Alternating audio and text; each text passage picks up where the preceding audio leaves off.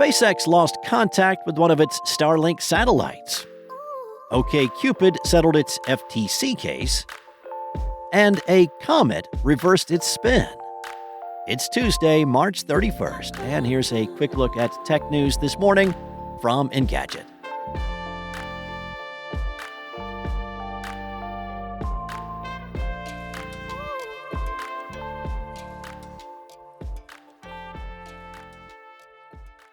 SpaceX has lost contact with Starlink satellite 34343 after it suffered an unspecified anomaly on Sunday while it was in orbit.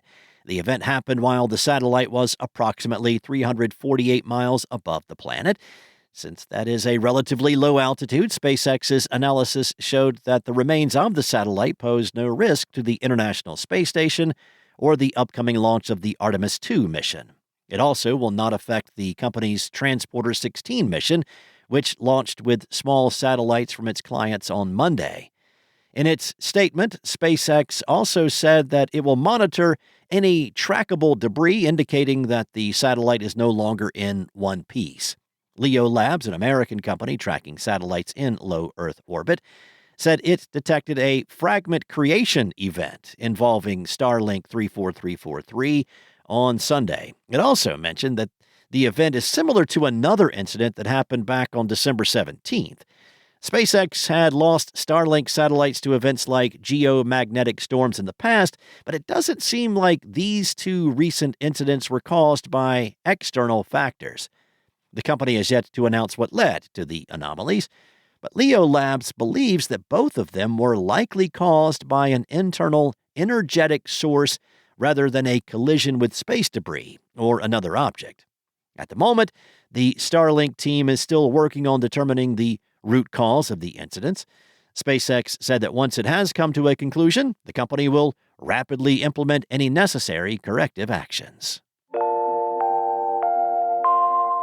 Match Group and its subsidiary OkCupid has finally settled a lawsuit with the Federal Trade Commission that dates back to its alleged sharing of user data back in 2014. According to the lawsuit, the FTC accused OkCupid of inappropriately sharing personal user data that included photos and location info with a third-party company.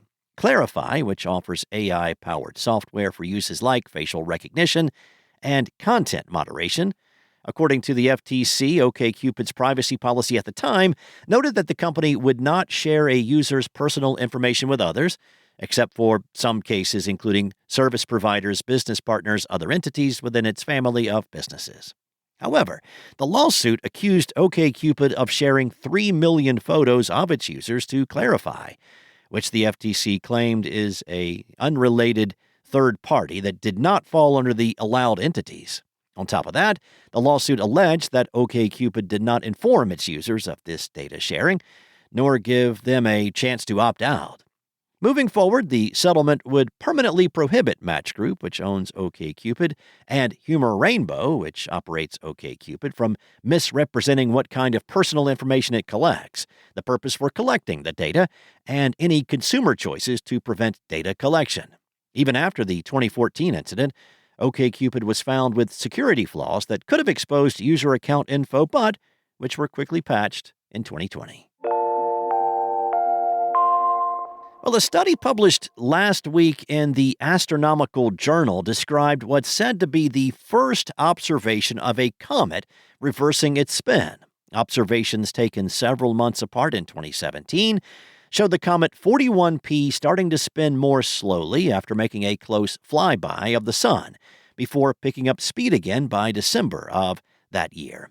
Its spin period was about 46 to 60 hours in May of 2017, but later observations by the Hubble Space Telescope showed it was just 14 hours. The researchers say what likely happened is that the heat from the sun caused the comet's ice to sublimate, sending gases spewing off its sides. UCLA researcher David Jewett said that jets of gas streaming off the surface can act like small thrusters. If those jets are unevenly distributed, well, they can dramatically change how a comet, especially a small one, rotates. Comet 41P is thought to have come from the Kuiper Belt and passes through the inner solar system every 5.4 years.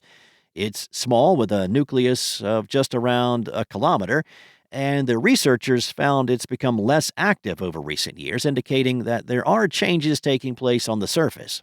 While it is thought to have been in this orbit for about 1,500 years, it now appears to be rapidly evolving, and the rotational changes, which could cause structural instability if it continues, could mark the beginning of the end for the comet, with Jewett saying, "I expect this nucleus will very quickly self-destruct."